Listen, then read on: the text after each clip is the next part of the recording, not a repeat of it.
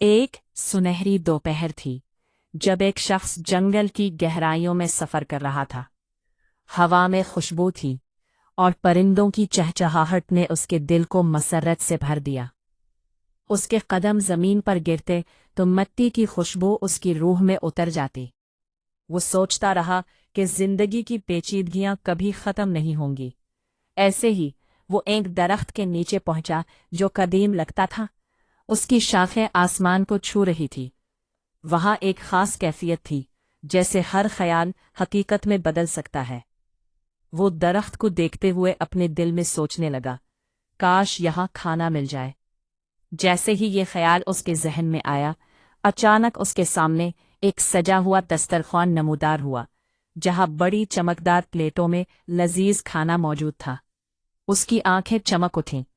फिर उसने ख्याल किया, काश यहाँ पानी मिल जाए।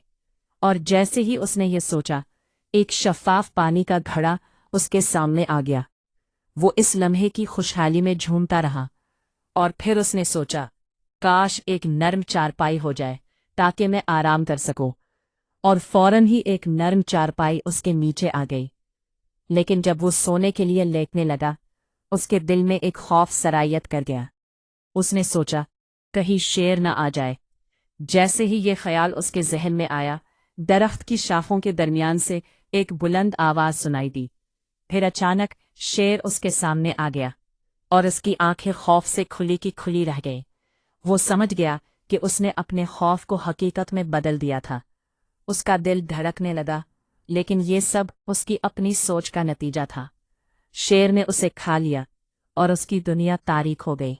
इस वाक़े ने उसे ये सबक दिया कि जिंदगी में जो कुछ भी होता है वो हमारे ख्यालात की अक्कासी होती है। अगर हम अल्लाह के साथ हिसाब रखेंगे तो वो भी हमें जज़ा देगा, लेकिन अगर हम बेहिसाब रहेंगे तो बेहिसाब नताइज का सामना करना पड़ेगा। इसके दिल में एक गहराई से एहसास आया। उसने सोचा, हम खुद डरते हैं और फिर अल्लाह को डराने वाला समझ लेते हैं। अल्लाह तो रहम करता है, बस हमारा यकीन ठीक होना चाहिए।